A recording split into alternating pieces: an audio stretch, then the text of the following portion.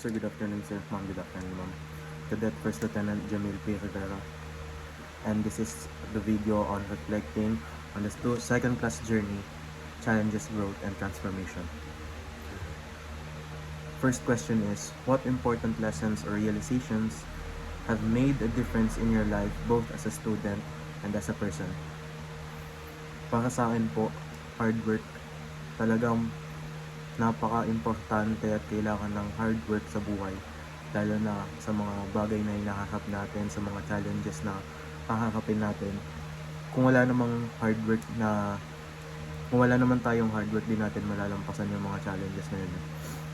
Saka kung hindi hard work, sipag at tiyaga. Kasi kahit gaano kahirap pa naman yung challenge na haharapin natin, kung may tiyaga tayo kasi gusto talaga natin yung challenge na yun, ipagpapatuloy natin kahit gaano kahirap pa man to, at saka kung kahit gaano kasakit pa man ito. Second question is, can you describe your journey from being a cadet officer applicant to becoming a second class officer? Para sa akin, yung journey ko simula nung nag-COCC hanggang ngayon na second class, para siyang roller coaster. May ups and downs, may mga times na masasaya, may mga times na may hirap, saka gugustuhin mo na talaga mag-quit. Katulad nung sinabi ko kanina, hard work, tiyaga, yun lang naman yung kailangan mo para mapagpatuloy yun kasi ginagawa mo lang din naman to para sa pangarap mo. Saka yung journey ko from COCC to second class, madami akong natutunan. Masasabi ko talaga na mas nag-mature yung mindset ko kumpara dati nung hindi pa ako nag-COCC. Masasabi ko na nag-grow ako bilang isang tao, nag-grow ako bilang isang estudyante, and most importantly, nag-grow ako bilang isang kadete. Number 3, how has your relationship with your batchmates developed from the beginning to where you are now? Yung unity namin nung nagsimula kami, wala, kasi hindi pa namin kilala yung isa't isa. Hindi pa kami pamilyar sa action, sa ugali ng isa't isa. Pero ngayon, masasabi mo na yung unity namin mas matibay. One for all for one. Doon nga sa batch quote namin, don't aspire to be the best on the team. Aspire to be the best for the team. Talagang ganun kaming magbabatch. Ginagawa namin yung best namin para sa amin, para sa batch, hindi lang para sa self-growth. Saka yung batch namin, tinutulungan namin yung isa't isa, hinihila namin pataas imbis na pababa.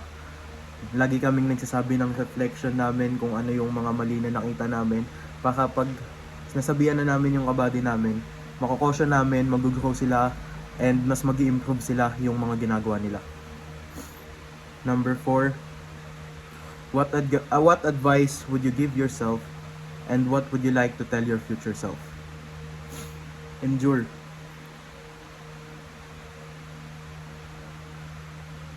That's the advice na ibibigay ko sa current self ko. Endure lang ng endure. Oo, second class ka na, pero may mga mapagdadaanan ka pa din na mahirap, na susubukin yung pasensya, susubukin lahat ng meron ka. Pag dumating yung time na yun, i-endure mo lang. Magtiwala ka sa sarili mo, magtiwala ka sa mga kabady mo, magtiwala ka sa seniors mo, magtiwala ka sa organization. I-endure mo lang lahat kasi lahat naman ng nangyayari na yan is para sa'yo lang din.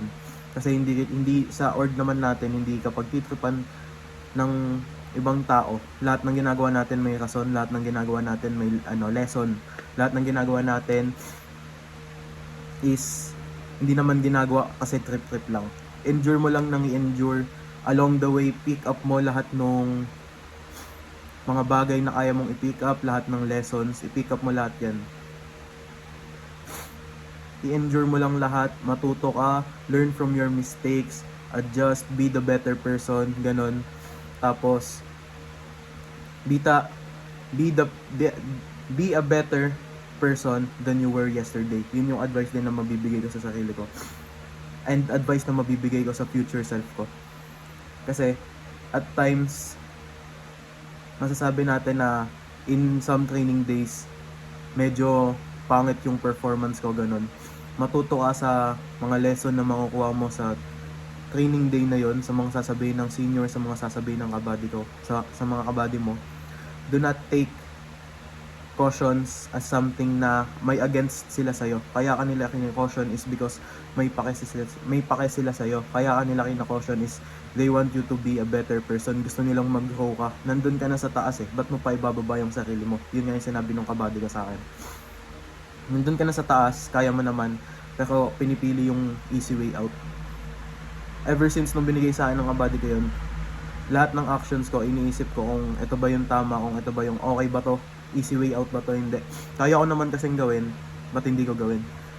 Yun yung advice din na ibibigay sa sarili ko. Do not back down from challenges. Kasi yung challenges na yan, yan yung maglalabas sa'yo sa comfort zone mo. Yan yung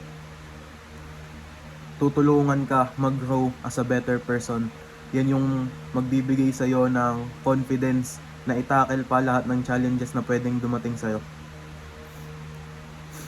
That's all. Sir, thank you sir. Ma'am, thank you ma'am.